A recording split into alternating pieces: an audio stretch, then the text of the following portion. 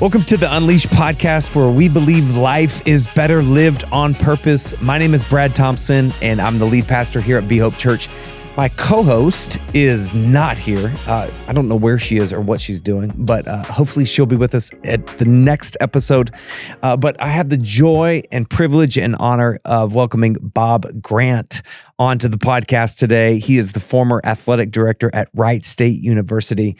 And let's just be honest, he has led at levels that I will never lead at. And so we welcome Bob onto the podcast today. Bob, what is good today? It's good to be here. A little disappointed Molly's not here. How do you lead the podcast off, Brad? It's the fumble of the week. The fumble moment. I'm giving her the fumble moment, giving me the wrong time to report. I kept you waiting today, and I apologize. Is that on her or is that on me? No, that's on her. No, I've got the text. I got the receipts to prove it. You know what? We're gonna have to bring that up next podcast. Absolutely. Next podcast. Well, Bob, I have, we were talking about what direction do we want to lead this conversation. And I think these are just more questions that I have about you and the amazing things I've heard about your life and the way you've led. And so I'm just going to go down the list today. And so the first question, for those who don't know you, we would love for you to just give a 60-second resume on your life. And of course, you shared some stories before this podcast, and if you happen to go down those, that's fine too. But 60-second resume about your life. Yeah, what would you tell people? 60 seconds. I'll try not to rabbit hole too much here. And truth be told, I listen to my podcast on 1.5 or 2 times speed, so I talk fast anyway. So if I listen to myself here, it will sound like the chipmunks, I'm sure. So I got to be careful of that. So always thought I wanted to work in athletics. Yeah. My dream was to work in Major League Baseball. Growing up, baseball card collection, listening on the AM crackly radio to games, all that stuff. Went to Wright State to pursue a generic business degree, thinking that will help me. Dream was to be a general manager for a Major League Baseball team. And I tried on a couple of occasions to get my foot in the door and really had it slammed pretty hard in my face, but learned some lessons, ended up volunteering in the athletic department at Wright State. That led to a job with Nutter Center. It was literally a dirt hole in the ground, and I was walking around like the nerd I am in a little hard hat selling advertising.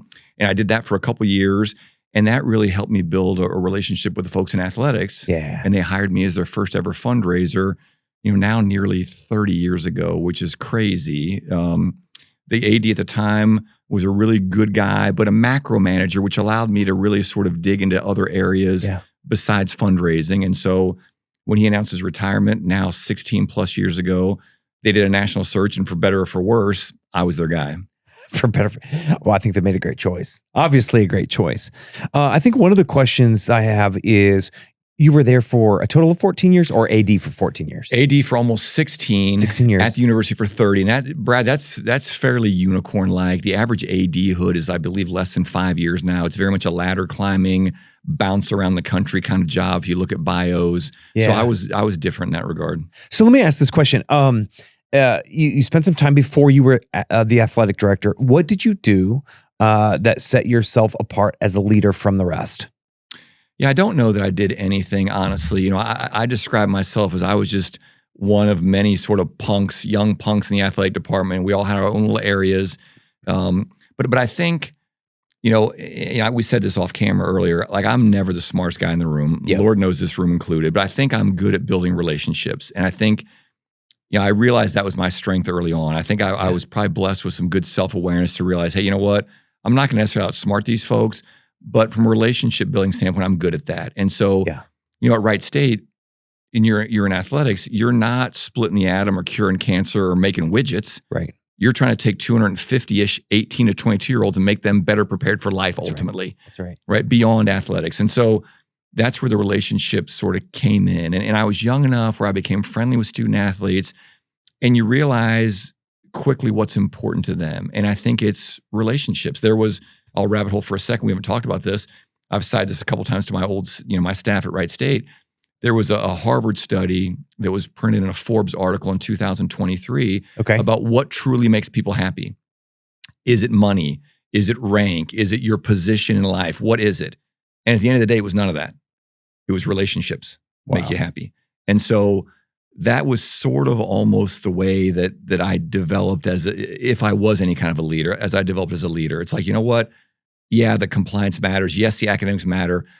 Obviously, the athletics matters. Yeah. But at the end of the day, the relationships matter more, both within the department and relationships with the student athletes. Say more, some more about that. What did you intentionally do to develop relationships with the people you worked with and the athletes that you served?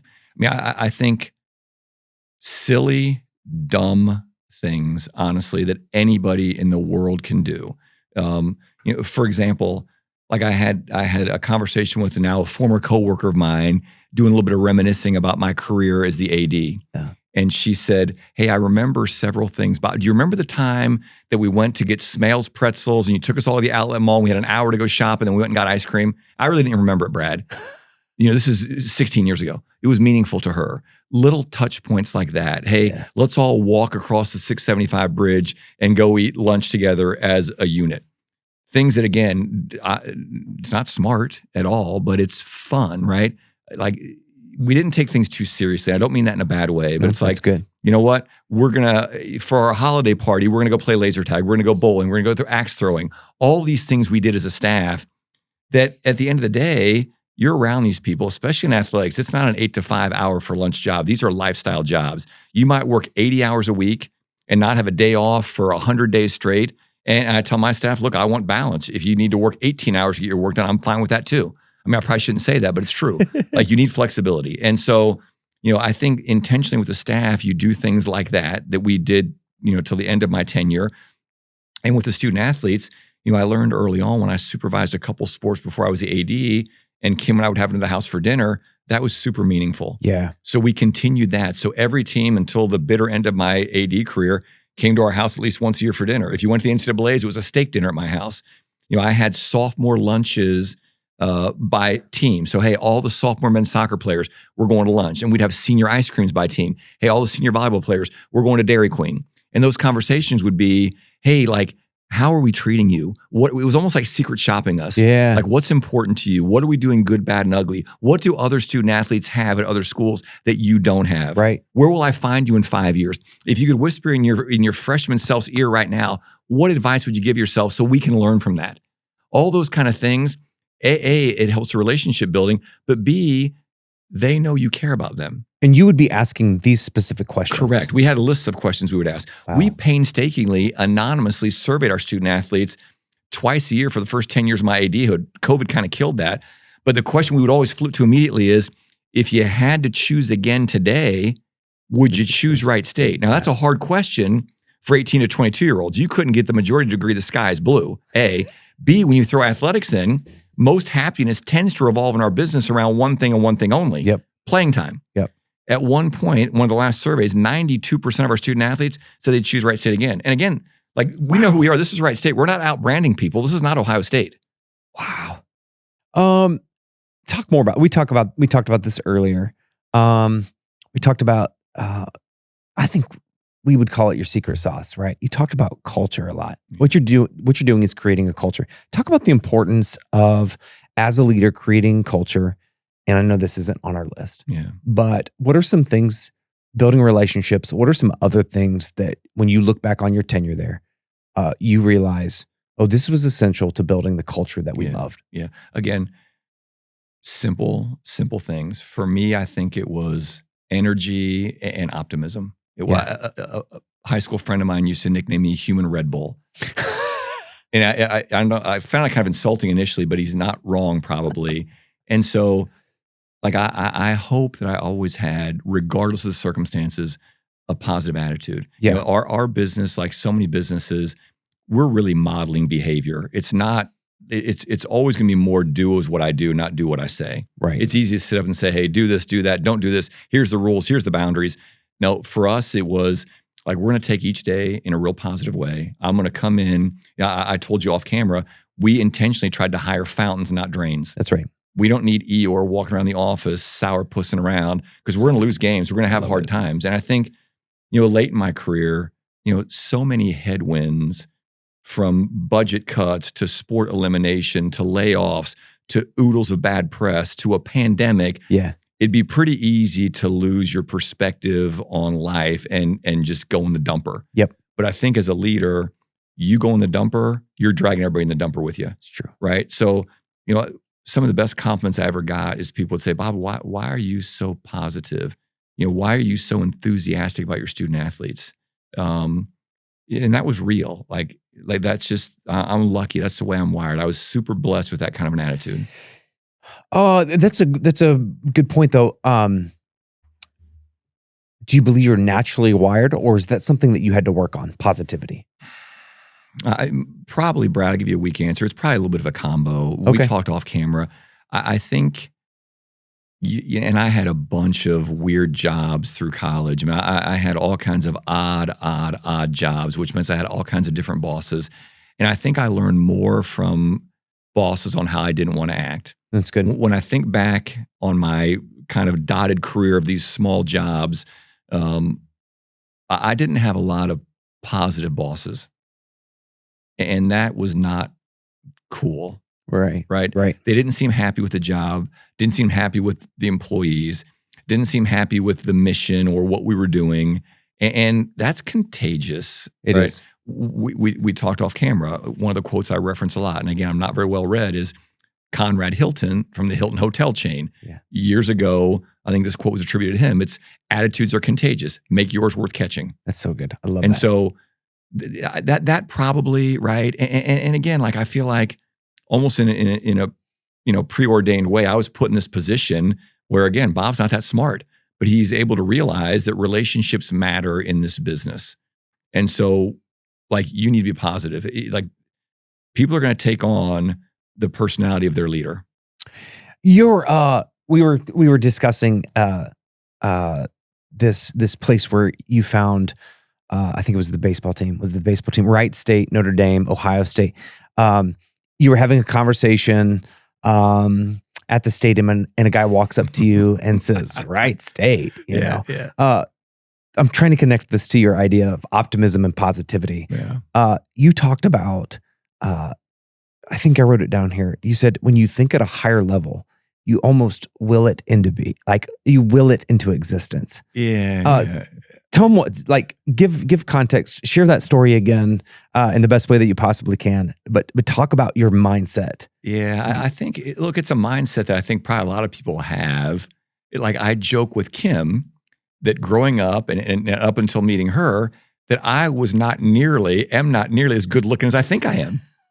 That's kind of funny, but it's like you look at pictures like, well, how'd that dork land her or what? Like what's, and so it's almost the same kind of attitude with my job, right? Again, Wright State is not a gigantic brand that you roll out in, California with a Wright State shirt on, or Dallas or Miami, Florida, and people go, oh, hey man, Wright State, Dayton, Ohio. They don't know. Yeah. They don't know. And so my attitude with Wright State was, you know what? We are as good as anybody. And we'll be happy to punch you in the mouth if you want to find out. Again, like I'm an old boxing fan, so we would talk about punching above our weight class. Yeah. And I was bragging to you about our baseball team, which has been phenomenal. Maybe one of the best mid-major baseball teams in the country the last 10 years. Yeah. We've lost coaches to Penn State and Central Florida and Indiana. Alex Sogard, our current coach, is wooed this is a really solid program with multiple big leaguers. And so we can talk with them all day long. But I remember being at a regional, and a Notre Dame fan very nicely says to me, hey, Wright State, where is that at? Now, of course, I take that as an insult. And in my thought bubble would have said, well, you're about to find out because we're really good. But like we love that kind of underdog mentality, right? And I think, if your culture and our PSA culture, which was people first, student second, athlete, if it depends on overachievement and personal development, you've got to embrace that underdog mentality, right? Yep. I don't think anybody at a Power 4 school is feeling like they're an underdog, right? They're geared out and head to toe. They're chartering places. They've got phenomenal spreads of food every place they go. They are completely pampered. And that's not us. No, you're getting like Twinkies off the gas station. Exactly. Yeah, you made me think of, there's a good book for all of our listeners out there. There's a good book by John Gordon. He writes all kinds of crazy books, but it's about the power of positivity. And he talks about feeding the positive dog. And so anyway, I would just suggest for listeners out there, read that book. It's a great book when it talks about how to develop a positive mindset. I want to ask you this question. You were the AD for 16 years, and you talked about the average is only 5. That's about 5. What have you learned about the power of longevity? Well, I think a couple things. I think that long tenure really enabled me to have way, way more and deeper relationships than I ever would have had. Yeah. If Bob Grant changed his AD career every 4 years, hey, he's at Wright State, now he's at Quaker State, now he's at wherever, right? It wouldn't be the same. It would be a more transactional existence, which probably is not my personality. And so I think the longevity really was kind of a force multiplier on the relationship building side of things, where I was able to, connect with people when problems arose, when financial needs arose, when I needed advice or mentoring, and I already had enough built-in relationships. It didn't take a lot of, well, hey man, do you mind meeting with me for a while? I could call somebody and say, man, I've got this problem. Can you help? And I had credibility with them and I had trust with them. That's good. And that was a huge blessing. But I think the longevity also allowed me to have something that I hope my staff always had, and we tried to have and preach to them, is it allowed balance in your life, right? This was like many jobs, Brad. There's all kinds of ladder climbing jobs, and more is better, and bigger brand is better, and the grass is always greener. And I really value other things more, right? It was really important for me to be a present dad and a present husband while being an AD. Because again, these are lifestyle jobs. My kids literally started going to Wright State games when they were in the womb. Think about that. And so, they grew up around this. And I was lucky to have great flexibility. I didn't miss a lot of my kids' stuff. We lived close by. I could, I can go home for lunch. I can go home for dinner. I can go home for our daughter's track meet. I can sneak away to, a son's baseball. I can do those kind of things that if you're, there's all kinds of cautionary tales. If you're just so dialed into the career, that a lot of times leaves a lot of destruction in its wake. Yeah, but I would guess, I'm going to speak from a parent's perspective. I would guess that your job was demanding. How were you able to structure your day and your time in a way that it freed you up to do those things?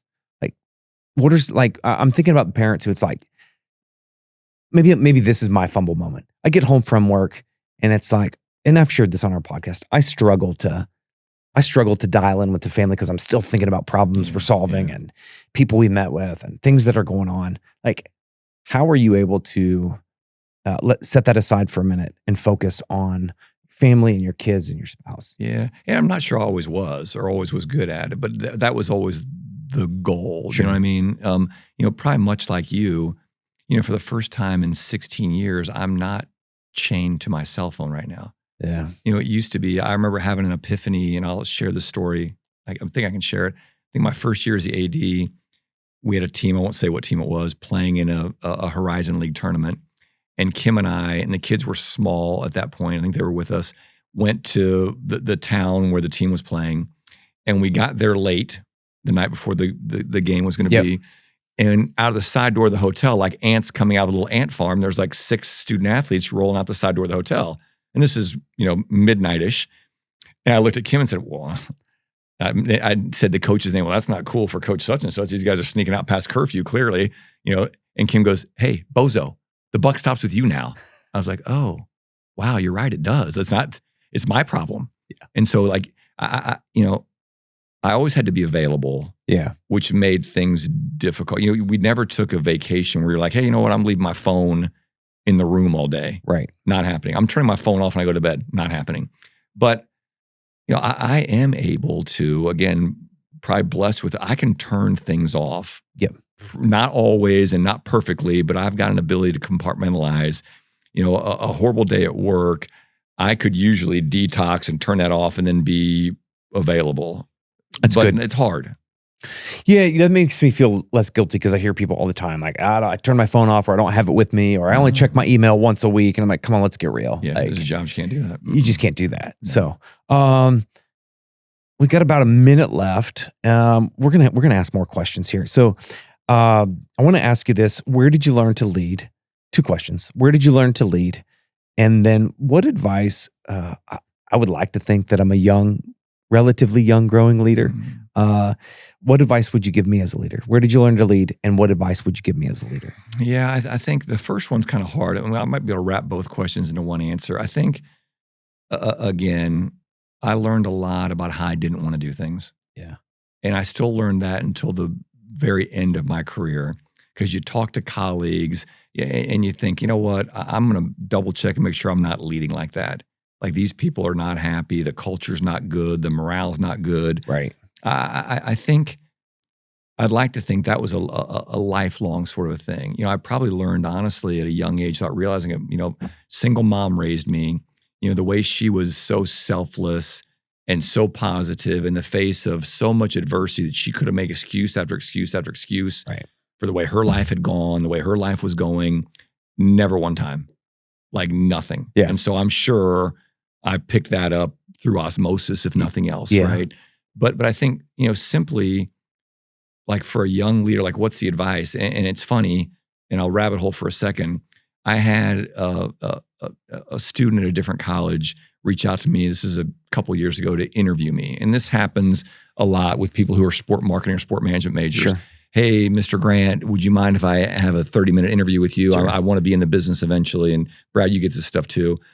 And I remember this particular one was kind of impactful to me in that he was a very nice young man, had his 10 questions, and he starts going through them, blah, blah, blah, blah, blah.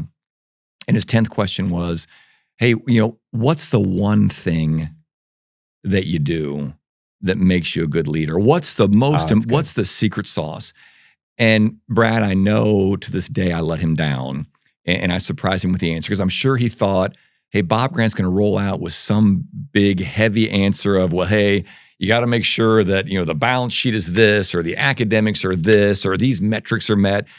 And I said, the most important thing I do is I'm visible and available and I'm positive, and we build intentionally emotional touch points with not only our staff, but mainly our student athletes. That's the most important thing I do.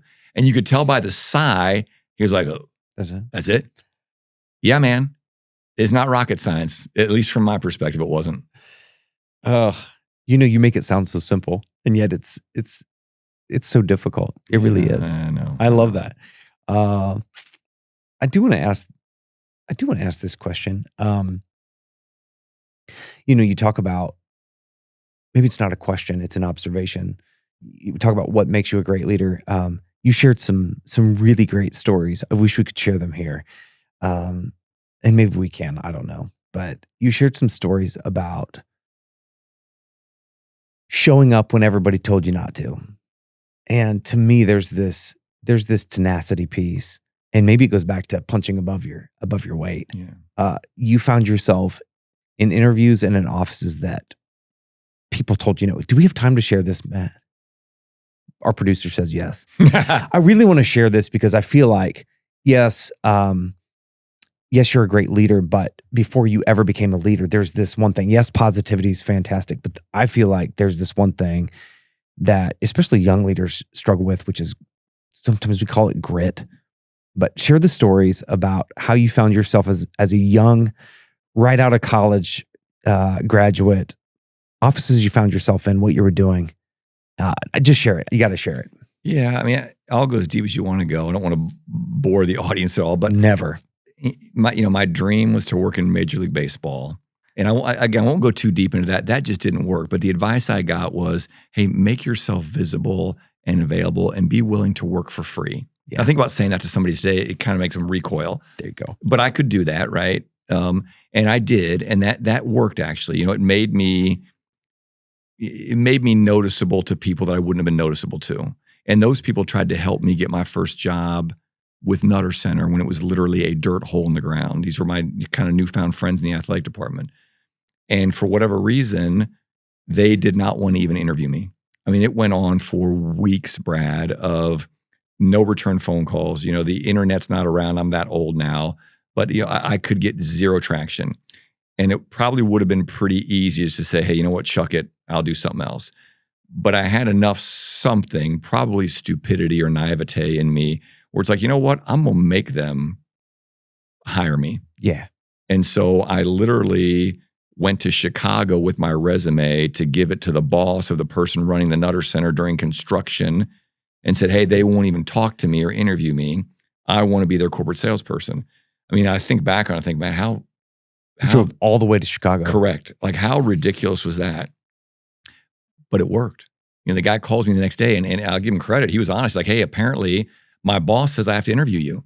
And he ends up hiring me. And he, I don't think he ever wanted to hire me or wanted me to be his corporate salesperson, but it worked. Like a lot of times you do have to take no for an answer.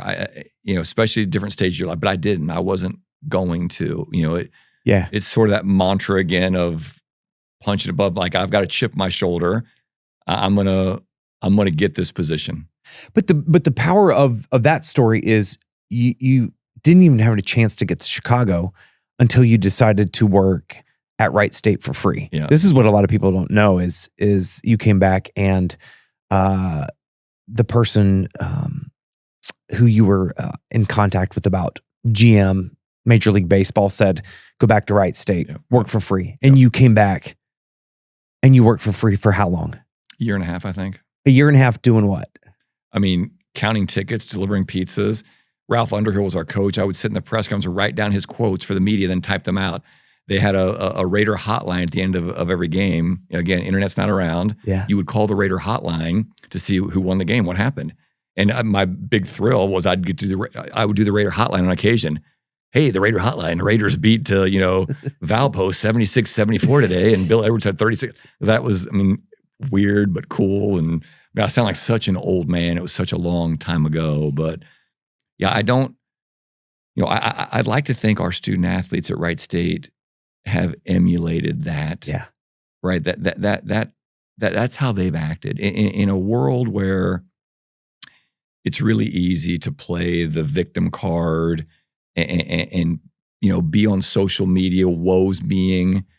That's not the kind of people we hired at Wright State or the kind of student athletes we recruited. It was like, you better come in here and be ready to work and be part of this culture, or you will wash out almost immediately.